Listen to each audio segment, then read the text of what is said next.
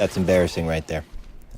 That's not going to keep a lot of viewers. Is this on? Oh, okay. Hi, gang. Duttzz here. Little domination on Scrapyard. We're getting super aggressive today with the sniper rifle. Love the flash grenades. I get a lot of kills that way. One key to sniping is knowing when to switch to your secondary weapon. Don't be afraid to do it. Don't be a hero. Switch to that secondary. Go out and get yourself a win. Up at your teammates. You don't want to run around trying to quickscope every guy in sight. You're going to end up losing that battle more often than not. Domination kind of helps me out a little bit here. Enemy movements are a little more predictable. And anticipation is the most important thing when using this sniper rifle.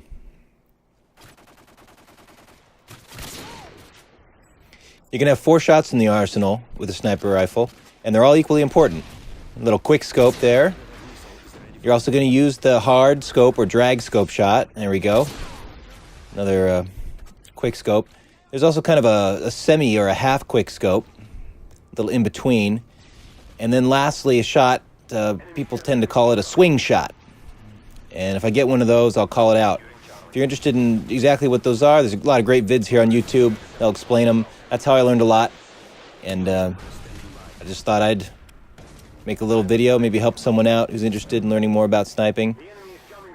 Again, I got to give a lot of thanks to people who put up some great sniper tutorial vids. That's a little half quick. Not quite a drag, not a quick scope.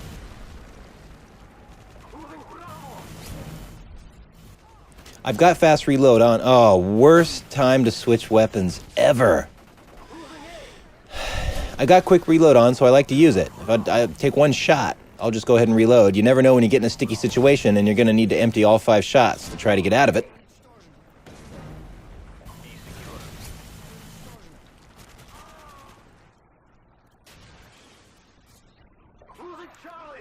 See what we got here going on at Charlie. Oh, nothing anymore. One little bit of information that I found useful is when quickscoping or doing a half quickscope, most folks do not hold their breath. It's unnecessary to do so. I usually do. It's kind of a bad habit. It's a wasted motion. And if you can avoid it, I would suggest avoiding it. I just kind of got in that habit. But it is a wasted motion, and we don't want that. Just ask Bruce Lee. His whole martial arts fighting style was designed around no wasted motion, completely fluid.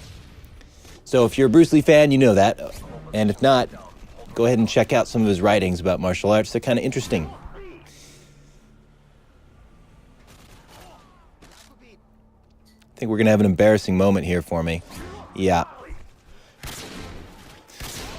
Whenever I see multiple targets, I tend to get a little excited, and I end up hitting nothing. I don't know how to work my way out of that, or how to practice it. Also, there's a great work out there by a famous Japanese swordsman who lived about 600 years ago. His name was Miyamoto Musashi, and the book's called The Book of the 5 Rings.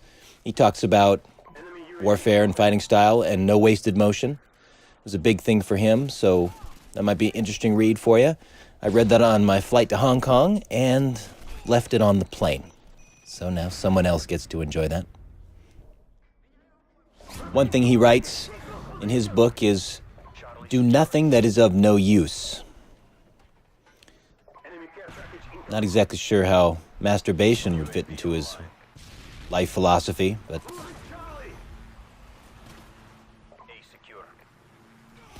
he goes on to write, perception is strong and sight is weak.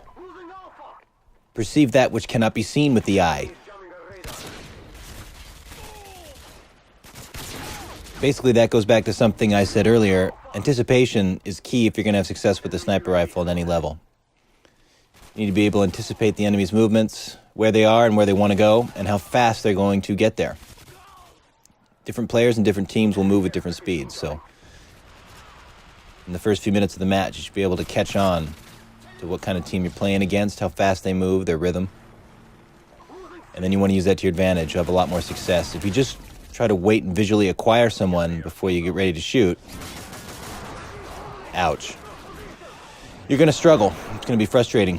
You're always going to be a step behind, and you're already a step behind using the sniper rifle. If you're going to fire this thing accurately, another thing I made a mistake with at first, you absolutely have to set your feet. You cannot be moving whatsoever. That will really throw your shot off. So that's a good example of a swing shot. I scoped in slightly off target and just flicked the scope to the left and got my guy. And again, got some linked vids off to the right if you want to learn more about that. Okay, that guy that I just knifed, we're going to see him in a second. And it's going to be another embarrassing moment for me. So as I was saying, anticipation is absolutely key. If you just wait to visually acquire your target before going down the scope, you're in trouble because you got to set your feet. See that guy? There he is in the same spot. I run right by him. And he shoots me in the back.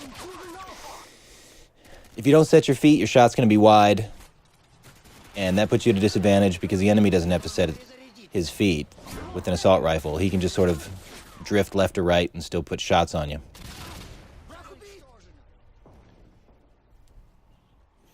So let's talk a little bit about this map. This video is 10 minutes and 58 seconds, so I think we got the time. I like this map a lot. It's probably my favorite from the first map pack. The second map pack just came out yesterday, so I'll be putting some vids up on that one. Bailout can get really campy. It's got a nice look to it, but so much camping happens on that map and get very frustrating. And rain or raining fall or falling rain or whatever it's called is okay.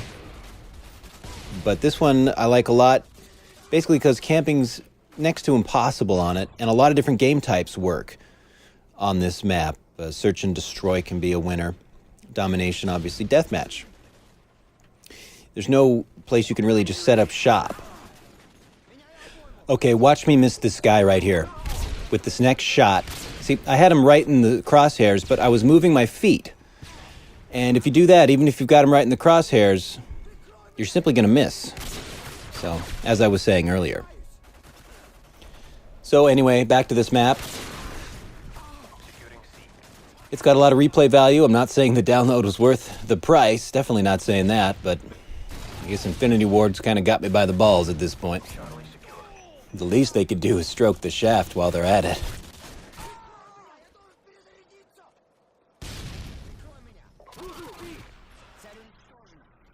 Once again, Domination, it's all about playing the objective. I play to win. And there are plenty of matches where I go, 9 and 14, just throwing my body at the B flag, try and get a victory. And for me, that's what it's all about. And when you're on a team or in a match where people are just playing for kills, it's very lame. I got to tell you, I don't see it happening too often. Usually people are really going for it. So way to go, community. I still hate you, but just a little bit less. No, I love you all. Especially you, sir. Thanks for standing there. This didn't turn out as well as I would have liked. I don't know why that guy didn't die there. Plus 10? I guess I'll take it. Ooh. When you need someone dead fast. Except no substitutes. So I have a little moment here. Thought we'd dip into the viewer mailbag. This week's comment comes from Raining Blood 666. And he writes, Dear Duttzz, why don't you get better at sniping, you fucking faggot? I think faggot has 2 G's. Another satisfied customer.